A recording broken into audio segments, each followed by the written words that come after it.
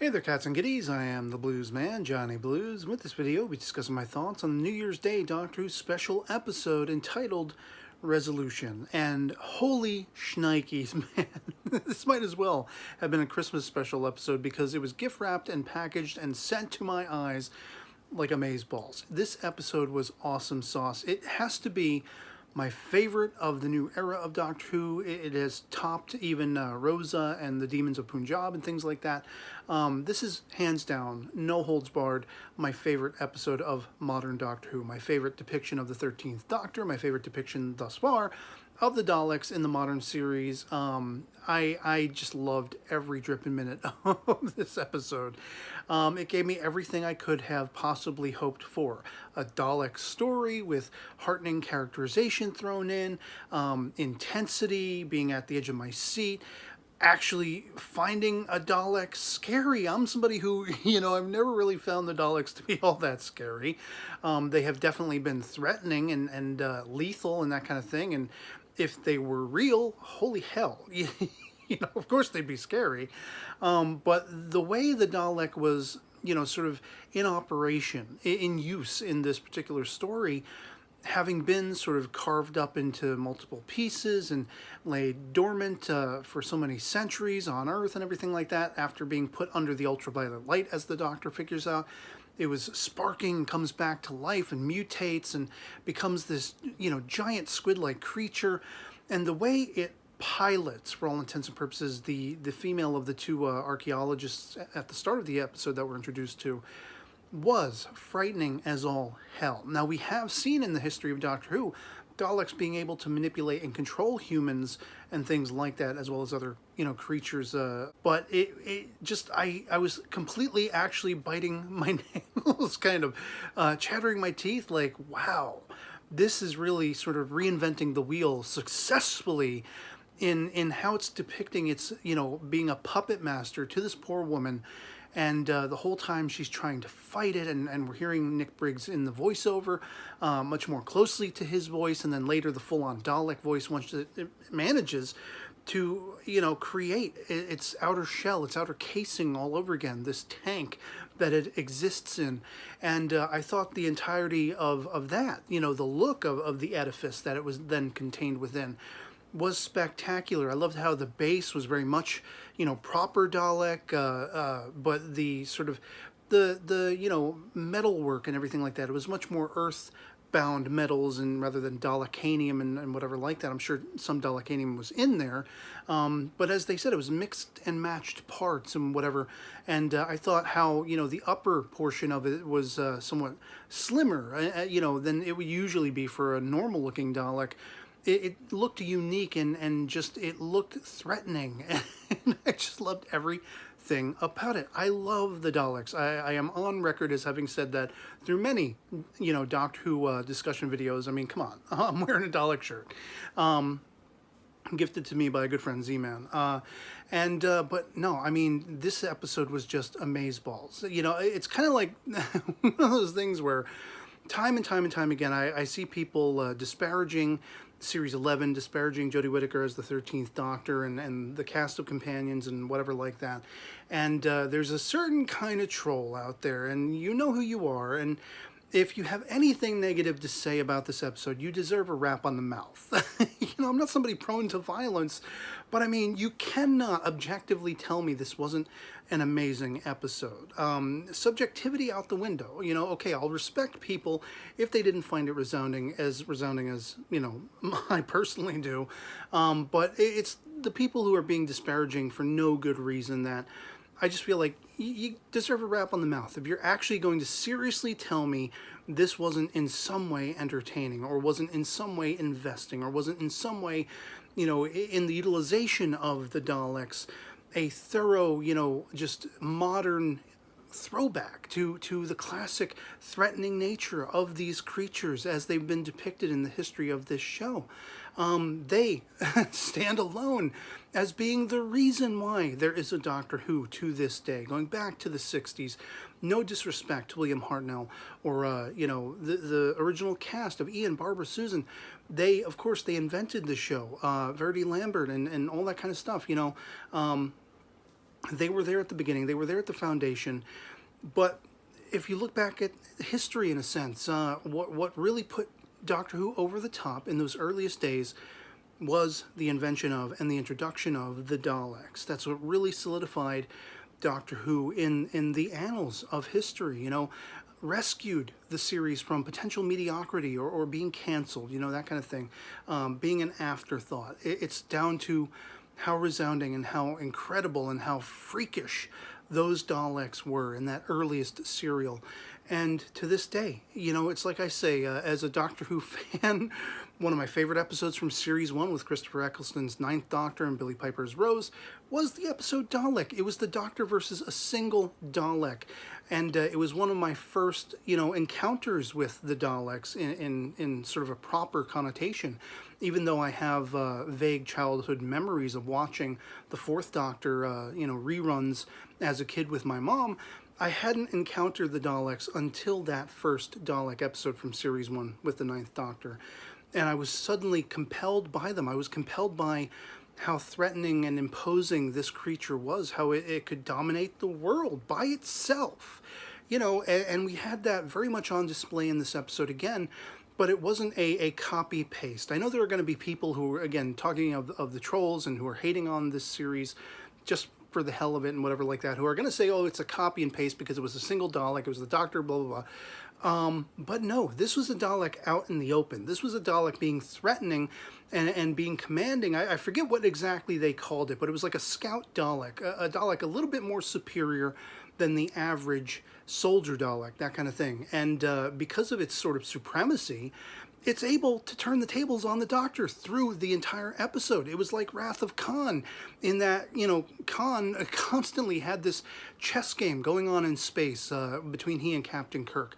Constantly going back and forth, constantly a battle of wits and a battle of supremacy.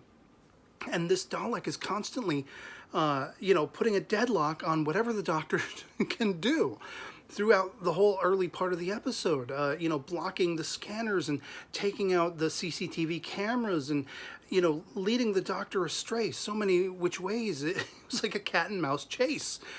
And it was riveting as all hell to see a Dalek properly threatening, properly, again, in its puppetry of this poor woman, being so commanding, going into an archive. I thought it was going to be the Black Archive, by the way, something Torchwood-esque, and it kind of sort of was, because it was able to get its, primary weapon back out of this place.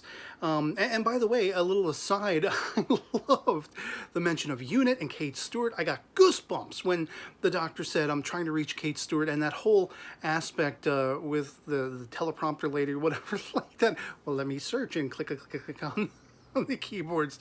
I was laughing myself silly. Of course, Brexit is responsible for dismantling Unit. That's why she can't get in contact with Kate Stewart. A little disappointing that there was no Kate Stewart, but I loved the mention, and I loved the little ribbing jab, even though I'm not from the UK, even though I'm very far away across the pond and am not subject. We have our own troubles in this country, believe me, politically. I'm not subject to the rhyme or reason or unreason of Brexit, but I got the joke. I was laughing myself at that. Such a shame that politics and bureaucracy, the ass backwardness of that, dismantled Unit. But then seeing the soldiers actually coming on the attack when they think this drone has come in and they're surprised that it's talking, and the ease with which and the calculations, the strategy involved in once this Dalek has wiped the floor with all of these soldiers, a tank comes in and this Dalek fires a missile just in time to ricochet the cannon blast, sending its own missile toward the tank, just nuking the whole ground. All you see is black smoke from the top, from the overhead after that. Holy amazeballs. And that's just the Dalek segments of this episode. The heartening characterization I mentioned to do with Ryan and Ryan's dad Aaron and their reunification, very tepid as though it was, very tumultuous as though it was, especially between Aaron and Graham. I loved it. I loved the performance of the actor who played Aaron, feeling like a man who is really genuinely trying to turn over a new leaf, realizes the error of his ways, and wanting to recommune with his son, as sort of disparaging as that is, as uncomplimentary as that could potentially be, the whole back and forth with Ryan and his father when they've gone off by themselves in the cafe, and Aaron is trying to sell this oven that's also a microwave, I guess. I don't know.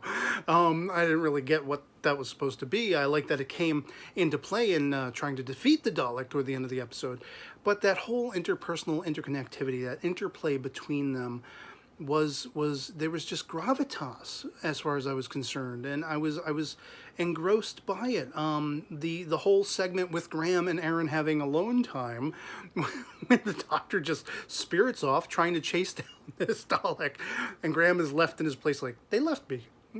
They left me. I love that interplay as well. Graham pulls out all of this kiddie stuff, and at first you're thinking, oh, it's probably a holdover from when Ryan was a kid, having to be raised by his gran and Graham, the granddaddy, and everything like that. But no, it was all Aaron's belongings from when he was a child, and here you had this revelation that, Graham was trying to put forth. Your mother cared about you and loved you and was proud of you, even though that relationship became tumultuous, even though there was a lack of communication, even though for all intents and purposes, you ran away, you took off, and you weren't there. This is how much she still held you up on a pedestal, and it really affected Aaron. And again, the performance of the actor, it wowed me. I mean, it's not often that an actor I'm only just introduced to can reduce me to tears, and his performance in this episode did, at least twice. Similarly so with Graham and with Ryan, especially Ryan's, again, calling back to the cafe, getting up in his father's face and being like, this is what you need to tell me. This is what you need to do from here on out. And the way that sort of arced throughout the episode, the way it came to this culmination, this crescendo of when they think they've actually dispatched the Dalek finally, it's actually managed to get its, tendrils wrapped onto Aaron, and it's very much threatening Aaron, and the Doctor doesn't know what she's going to do at all. And just, this Dalek, it recognizes the Doctor, recognizes the threat the Doctor represents to the Dalek species. And so right then and there, it's commanding. Suddenly the tables have turned yet again. Again, it's that Wrath of Khan-esque Khan versus Kirk cat and mouse chase where they keep one-upping each other. And it takes the Doctor leading this Dalek, commanding over, puppet mastering over Aaron, Ryan's father, to warp the TARDIS into like this sun that's like, becoming a black hole or whatever it was. The suction of this thing was going to pull the Dalek out of the TARDIS, and very likely was looking like it was going to pull Aaron out as well. And I was literally gripping my phone, which I watched this on, very tightly. My teeth were gritted, and I'm like, oh no, please do not. Just after Ryan and his father are reunited, do not kill him as well. He's lost his mother, he's lost his gran. While he finally has found a simpatico, a way to relate to Graham, his grandfather, and he's calling him granddad and everything like that, which surprises the hell out of Aaron. I'm like, don't make him lose his daddy, come on. And thankfully, there was that moment. I was hesitating. I'm sure my breath caught in my throat, and my heart might have skipped a beat when it looks like Aaron is going to get sucked out with this Dalek, and Ryan is reaching out his hand, and you just faintly see Aaron's hand clasp onto Ryan's, and he is saved. For all intents and purposes, the Dalek is dispatched. And I just found it resounding. Once again, tears welled up in my eyes, and I was like, this was spectacular. This was amazeballs. My favorite episode of this modern series, my favorite depiction of the 13th Doctor, my favorite thus far depiction of the Daleks, and that could change, that's subject to change in the coming days. I may reflect back and still have other Dalek stories that take a higher stake as far as how much I enjoyed them and how much I reflect back on them and remember them and that kind of thing. But for now, in the moment, this is everything I could have asked for as far as a Dalek story goes. Now, I did think, I have to say, The opening narration was a little bit odd. I wasn't really accustomed to it. You know, it was somewhat unexpected, and it was bookended. The episode was bookended with that at the start as well as at the end of it, and that was a little bit interesting. You know, not bad necessarily. It was just it struck me as odd to begin with, and then the one sort of criticism that I have about the episode, the one thing that sort of Columbo-esque. Oh, I got just one more question I have to ask. For all intents and purposes, they cut up this Dalek into 3 pieces, and they spread it to 3 different places, or at least the plan was to spread it to 3 different places the world over.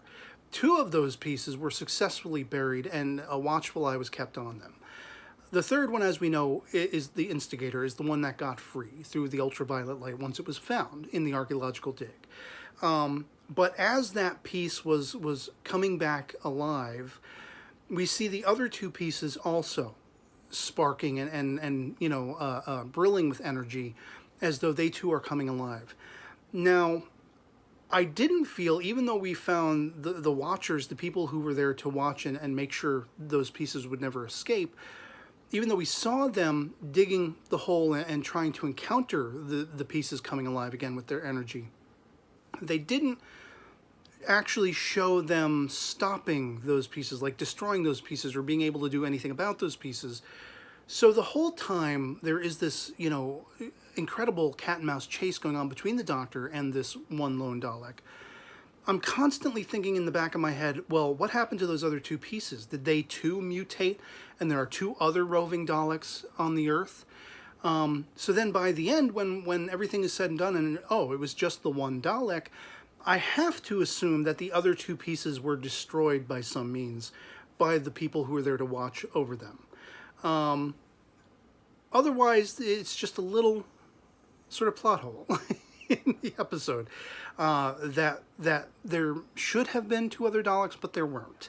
Unless, somehow or other that's going to be something that happens later on, but that would kind of be, I don't know, not necessarily the best choice because of how threatening this Dalek was. Surely if 2 other mutated, Dalek forms were roving around on the planet, they would be able to latch on to somebody else and, puppet master them and find pieces and bits and bobs to recreate their outer shell, just like this one did. So it's just a minor qualm, unless I'm being forgetful and we actually did see them get destroyed, because I was so resounded by everything that was going on and it just slipped my mind that we saw them destroyed. It did, there was a minor qualm at the end of the episode where I was like, well, weren't there supposed to be 2 other, pieces of the Dalek that could have seemingly mutated and created 2 more other Daleks that could threaten the planet? But maybe not. Maybe not. I don't know. Let me know in the comments below if you have any idea. But apart from that, suffice to say, as I have been bouncing off the walls in this video, this episode was gangbusters. It was spectacular. It was amazeballs. And anyone who's going to tell me with a straight face that it was bad, I can't listen to you. I can't believe you. I don't even want to hear it. I'll respect you if that is your interpretation of it, but you're crazy as far as I'm concerned, And again, to those trolls, while I don't support any violence, I don't condone violence, wrap across the chops if you're going to say anything bad about this, because this was the Doctor. This was proper Doctor Who. Even if you didn't like any of the episodes of Series 11 thus far, how can you argue that this wasn't Doctor Who? This was proper, legitimate Doctor Who, and it was the Daleks that bore that fruit. A Dalek, a lone Dalek, that bore that fruit. And so I guess at this juncture, I'd love to hear from you guys in the comments below what you thought of the episode. Love it or hate it, anything goes. Of course, I will, as I said, respect your opinion if you found it in any way lacking, but at the same time, I just don't want to hear it. There's been too many disparaging remarks about modern Doctor Who as it is, and you're not going to take this one away from me. You're not going to make me enjoy it any less than I am. You're not going to keep me from bouncing off the walls. This one episode, this lone episode, I just loved it. I loved every dripping minute of it. And if you enjoyed this video, I'd also like to ask if you would consider supporting my channel by having a look at my PayPal contribution link posted both in the description as well as the comments below. It affords you options very much akin to Patreon that you can look into as far as setting up a monthly contribution, one-time only kind of thing, or potentially send me a personal message alongside a contribution requesting topics I may discuss in the future, as well as request shout-outs and make recommendations of things that I might check out and things of that nature. And anything you saw fit to send my way would be just 2 thumbs up from me and secure my longevity on YouTube as a direct line to supporting me. And so yeah, otherwise it's gonna suck that we're gonna have to wait till 2020 for more Doctor Who, but we've been through this before. And so yeah, otherwise I hope this video finds you well, and I'll catch you all later. Peace.